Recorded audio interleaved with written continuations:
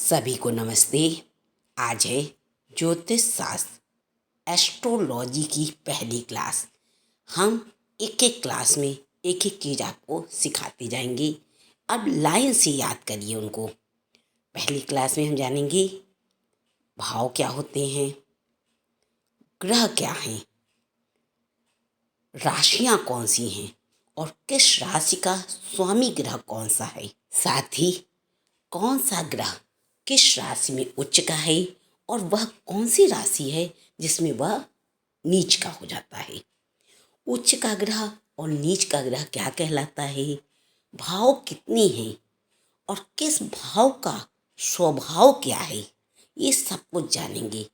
अगर आपने एस्ट्रोलॉजी पहले पढ़ी हुई है तब भी इसको देखिएगा, ध्यान से सीखिएगा, एक एक चीज़ों को बारीकी से समझिएगा।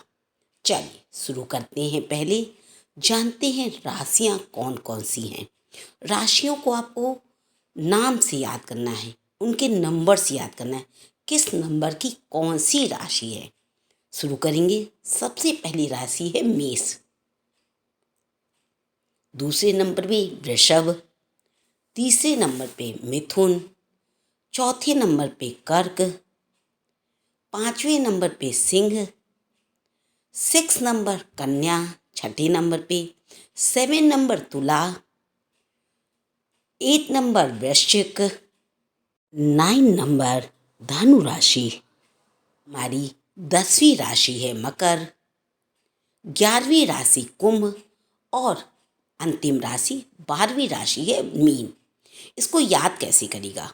मान लीजिए हमने आपसे पूछा 5वीं राशि कौन सी है, तो आपको मालूम होना चाहिए 5वीं राशि हमारी सिंह है।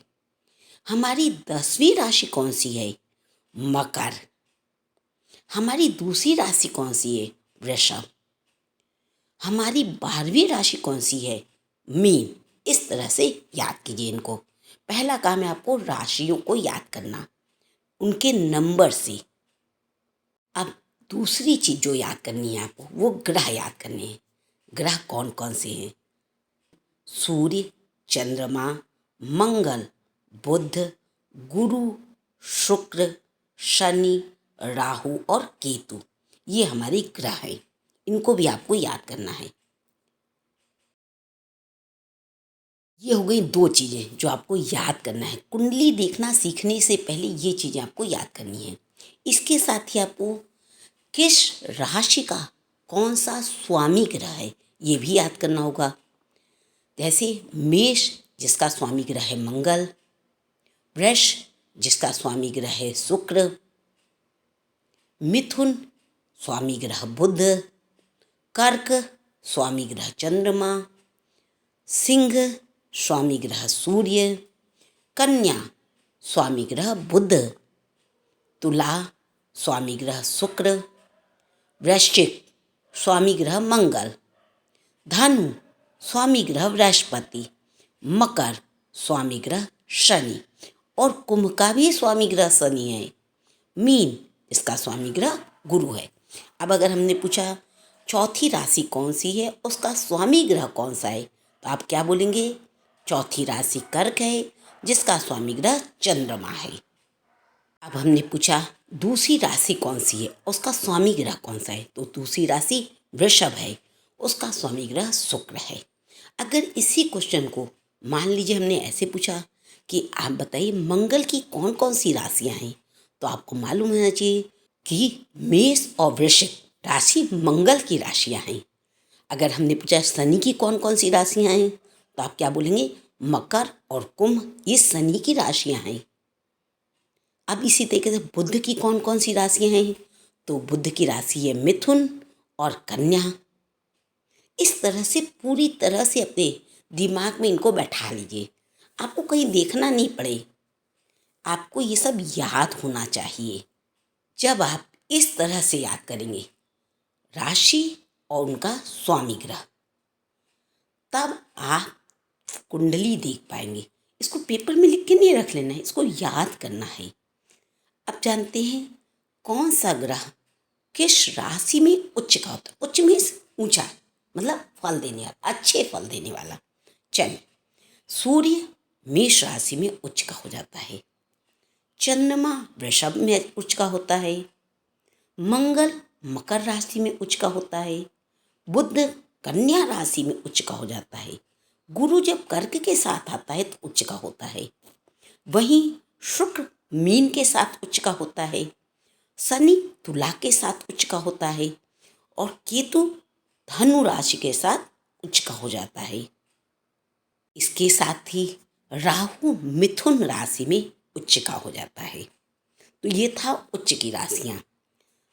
इनको याद करिए कैसे। मान लीजिए हमने कहा कर्क राशि में गुरु के क्या फल हैं, तो कर्क राशि में गुरु जब आता है तो यह उच्च का आता है, अच्छे फल देता है। मेष राशि में जब सूर्य आएगा तो वो अच्छे फल देगा।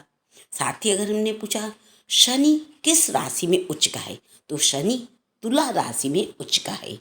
राहु किस राशि में उच्च का होता है, तो राहु मिथुन राशि में उच्च का हो जाता है। यहाँ तक याद कीजिए।